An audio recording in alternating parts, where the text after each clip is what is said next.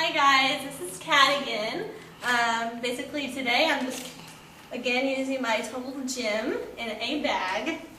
I don't know if you all know this yet, but I model for a living, and so basically today I'm just going to tell you kind of how I got started. I was 13 when I started modeling, got with my first agency, and for those of you girls out here that are aspiring to be models or in the entertainment industry whatsoever, be ready for criticism. I was pretty young, so I hadn't ever been criticized before, but for me it was actually good criticism, but not everybody's that lucky. So I started when I was 13, and I've been modeling ever since. I was with an agency there for a long time, and it was pretty good. The only thing with agencies, though, is they take a percentage, so it doesn't matter how much you make, they are going to take some of that money. But now, for the past couple of years, I have been without an agency, booking my own jobs. So if you want to keep all your money, it's really easy to book your own jobs by yourself and keep what you earn. And you can scout for new agency representation, which is what I kind of have done, but I had a new agency seek me. So I'm getting ready to sign a 2-year contract with Viva Models out of Paris, which they represent people like Cameron Diaz and Adria Lima from Victoria's Secret. Some really big names. So I'll be traveling the world every weekend. I work 2 days a week, minimum of 40 hours a month, $500 an hour, so pretty good money. But it takes a lot to, to really make it that far. You definitely have to know your body and know, you have to be confident enough to go in front of a person and say, hey, you need to pick me, and here's why. Because if you're not confident, they're going to see it and they're not going to want to represent you. So that's just a little key I'd like to give you for future reference. Also, if you're under the age of 13, it's probably not I wouldn't say it would be a great idea, because I think I probably started too young because I didn't really know what I was getting into. But if you have your family support, like your mom and dad, then I think you'd be fine. Another thing for you aspiring models or actors, never go with an agency who says you need to buy this or pay for anything. Never, ever, ever do that, because it's just a ripoff. In this industry, you don't have to pay. If they want you, they will book you for a job, or if they want to represent you, you don't have to pay them. They just will, because they will make a profit off of you working. So there is places in Kansas City that will rip you off. So I am from the Kansas City area. I know this. I've been through this. Don't do it. Definitely don't do it. Because you'll be out money, or let's say your parents will be out money, and for what purpose? For none whatsoever. So just a little reference.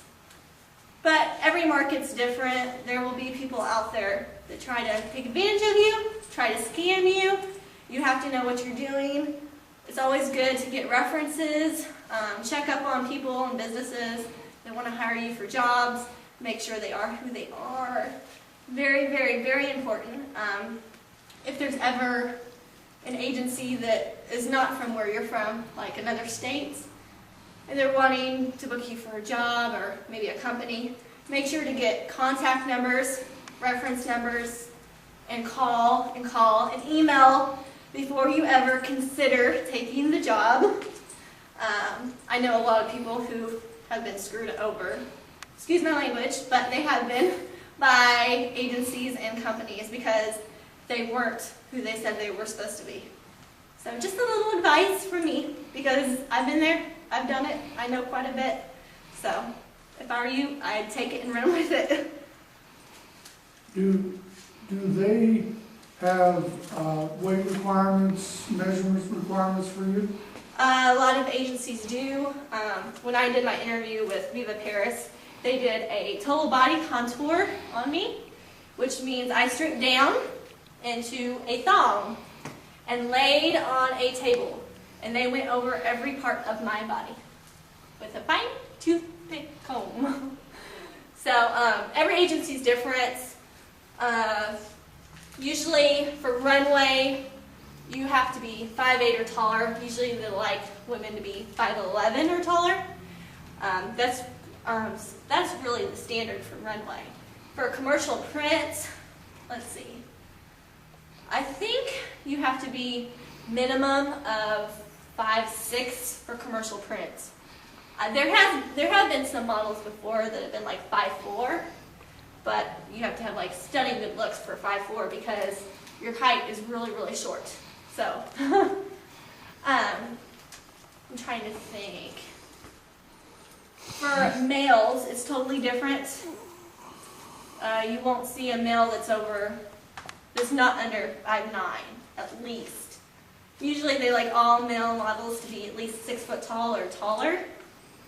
I know that because I have a couple male guys that are models. That's just for modeling though. For acting, there's no requirement. I mean, it helps to have good looks and good personality and be able to read the prompter, but you know, everybody's different, and if you have the talent, then go for it. I did a little acting myself, but right now I'm just kind of focusing on modeling, so that's my key goal right there. Maybe later on in life, when I'm not so pretty, I can do the acting, and maybe still be really good at it. It just depends. Who knows down the, road ahead, 10 years from now. Yeah, I know I won't be modeling because I'll be 33 10 years from now, so that tells you I'm 23 right now. So yeah, there's a lot of things to learn in the world today. You just have to be careful.